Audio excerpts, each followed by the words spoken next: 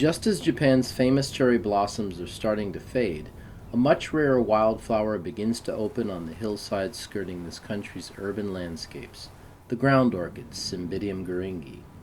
Despite the fact these regions have been inhabited by humans for thousands of years, this hardy Cymbidium orchid has persisted and even thrived to this very day. Though much less celebrated than the beloved cherry trees, this unassuming flower has captured the hearts of many in Eastern Asia. For example, the town I call home, Sasaguri, has adopted it as the town's flower. In fact, you can see the semblance of its flowers on every manhole cover throughout the township. Not surprisingly, Sasaguri is surrounded by hills and small mountains that are teeming with this lovely flower. Today we'll be hiking up a small mountain a mere 5 minutes bike ride from my house, Uyama, in search of this and possibly other botanical treasures. The town I live in is on the very eaves of the largest urban center in southern Japan, Fukuoka City. Its greater metropolitan area is home to 5.5 million people. Uyama is part of a small spur extending off a much longer ridge line situated just east of Fukuoka City and directly abutting its vast urban landscape. With luck, today we'll encounter this lovely flower in bloom. The short bike ride ends at the base of the mountain near a small woodland cemetery. I secure the bike to a tree and without delay start the ascent. The hike up a small spur ridge to the top is only a few hundred meters, but the climb is steep. The canopy here alternates between native evergreen broadleaf forest intermixed with stands of moso bamboo and hinoki cypress plantation forest. Both are suitable habitat for this orchid, though it seems to favor the higher ridge lines. I soon find a few growing in a dark section of hinoki plantation, but all are flowerless due to the lack of sunlight. A little further on, as if to prove the relative abundance of this species, I find one growing directly in the path. Nearby, another common orchid is seen as well, Leparis nervosa. Finally, at the top of the ridge, a quick right turn is made, and directly to the left of the path is a large colony of plants.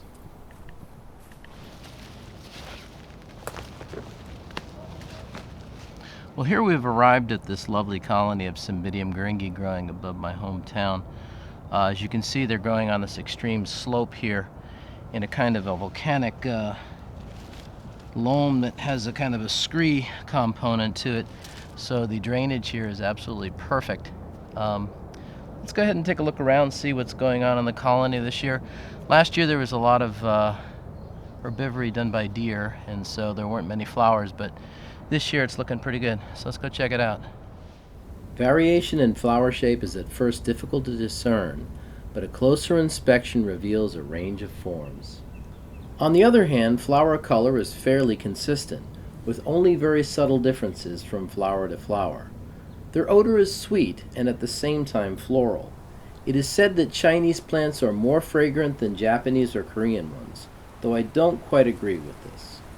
After enjoying this lovely colony, it's time to walk further along the ridge to the top of Uyama itself, standing just 186 meters high. On the way there, I run into a few interesting finds, including this stubby little millipede.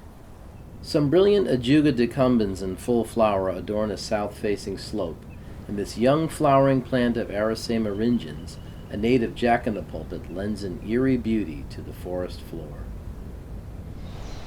Here's this awesome little colony that I found years ago growing up on this half-fallen oak tree. You would think that the plants would be in danger, but in fact it seems that they're thriving because again, the drainage is just absolute here, and that's what this species needs. And there's an opening because the tree fell over, and so they're getting all this light and they're just thriving. So it's pretty awesome. The colony here is just a dozen or so plants, but their proximity to each other makes for a spectacular scene. I linger for as long as I can, taking photo after photo and simply enjoying their subtle beauty. Alas, soon it is already midday and work calls, so regrettably it is time to make the return journey home.